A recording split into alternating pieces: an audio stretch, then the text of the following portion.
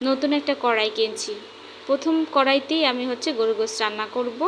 এখানে আধা কেজি গরুর গোশত নিয়েছি, সলিড গোশত, আর একটা বড় হাড্ডি ছিল। হাড্ডিতে অবশ্য কোনো গোশত ছিল না, ভিতরে হয়তো বা কিছু থাকতে পারে। বেশি পরিমাণ পেঁয়াজ কুচি, তেজপাতা, এলাচ, দারচিনি, লং, স্বাদ মতো লবণ, হলুদের গুঁড়া, মরিচের গুঁড়া, জিরা ও ধনিয়ার গুঁড়া, সাথে দিয়ে দেব গরম মশলা, বেশি পরিমাণ আদা রসুন বাটা।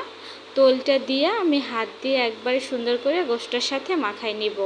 আসলে রান্না শেখানোর কোনো কিছু নাই, সবাই মোটামুটি রান্না অনেক ভালো পারে আমার থেকে। আমি যেভাবে রান্না করি এটাই আপনাদের সাথে শেয়ার করি।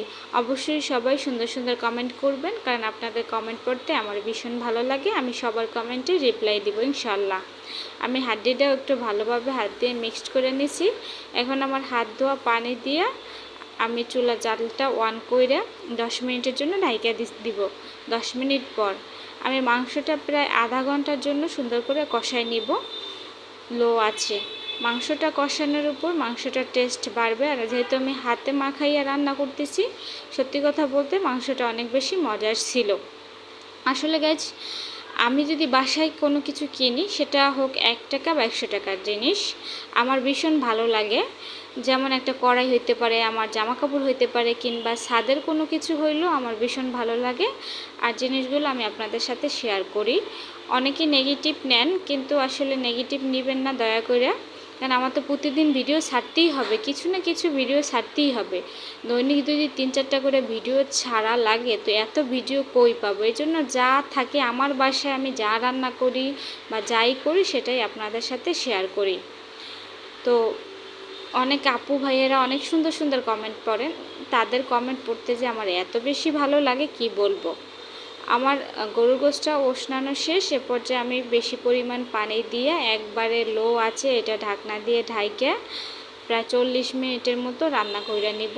আসলে গরুর গোশতটা রান্না করতে কমসে কম 2 ঘন্টা আমার লাগে, কারণ এটা সেদ্ধ হইতে অনেক বেশি সময় লাগে।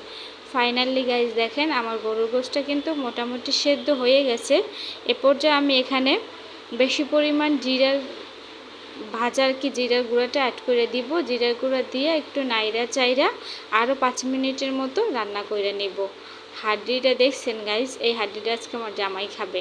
ওর হাড্ডি ভীষণ পছন্দ, যখনই গোশ কেনে তখন এরকম হাড্ডি কিনবেই। মাশাল্লাহ, কালারটা অনেক সুন্দর আসছে। তো আমি ভাত নিয়েছি, সাথে লেবু, শসা, সাথে এই যে গরুর গোশতটা। গাইস, গরুর গোশতের সাথে সালাদ না হইলে একদমই কিন্তু জমে না। যাই হোক, সবাই অসংখ্য অসংখ্য ধন্যবাদ এতক্ষণ আমার সাথে থাকার জন্য। সবাই ভালো থাকবেন, আল্লাহ হাফেজ, দেখা হবে অন্য কোনো ভিডিও।